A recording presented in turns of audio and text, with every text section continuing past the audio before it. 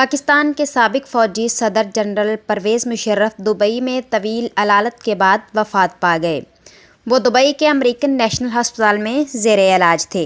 پرویز مشرف تقریباً 9 سال 1999 تا 2008 تک آرمی چیف رہے۔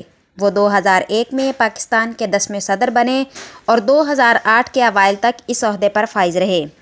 سن 1999 میں فوجی بغاوت کے بعد اقتدار میں آنے والے پرویز مشرف 2016 میں علاج کی غرض سے ضمانت حاصل کرنے کے بعد سے متحدہ عرب امارات میں مقیم تھے۔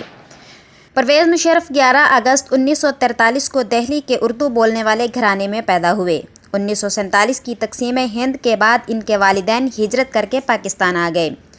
سن 1964 میں انہوں نے پاکستان فوج میں کمیشن حاصل کیا اور ایک لمبی ملازمت کے بعد سن 1998 میں نواز شریف کے دور حکومت میں انہیں چیف آف آرمی اسٹاف تعینات کیا گیا۔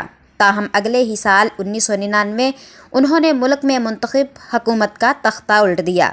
ان کا انتخاب نواز شریف کے لیے جوا ثابت ہوا، کیونکہ انہوں نے پرویز مشرف کو نسبتاً سینئر جنرلز پر فوقیت دیتے ہوئے فوج کی کمان سونپی تھی۔ نواز شریف کی مقبولیت بھی اس وقت زوال پذیر ہو رہی تھی، جس کی وجہ سے ملک میں جاری معاشی بحران، متنازع اصلاحات اور کشمیر کا بحران تھا۔ اسی دور میں پاکستان کشمیر میں کچھ حصے پر قبضے کی ایک ناکام کوشش پر شرمندہ تھا اور فوج سارا الزام اپنے سر لینا نہیں چاہتی تھی، اور یہی کارگل کا معاملہ دونوں کے تعلقات کی خرابی کی بڑی وجہ بنا۔ بعد ازاں جب نواز شریف نے جنرل مشرف کو تبدیل کرنا چاہا تو انہوں نے انتہائی ہوشیاری سے اپنی فوجی طاقت کے بل پر اقتدار پر قبضہ کر لیا۔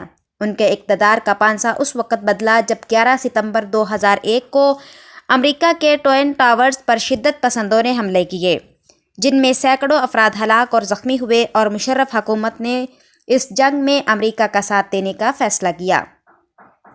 11 ستمبر کے حملوں کے بعد امریکی صدر جارج ڈبلیو بش کی دہشت گردی کے خلاف جنگ میں ان کا ساتھ دینے کا مطلب ان تمام جنگجوؤں سے تصادم تھا جو القاعدہ اور طالبان کے حامی تھے، جس سے تعلق کا الزام پاکستانی فوج پر طویل عرصے سے لگتا چلا آ رہا تھا۔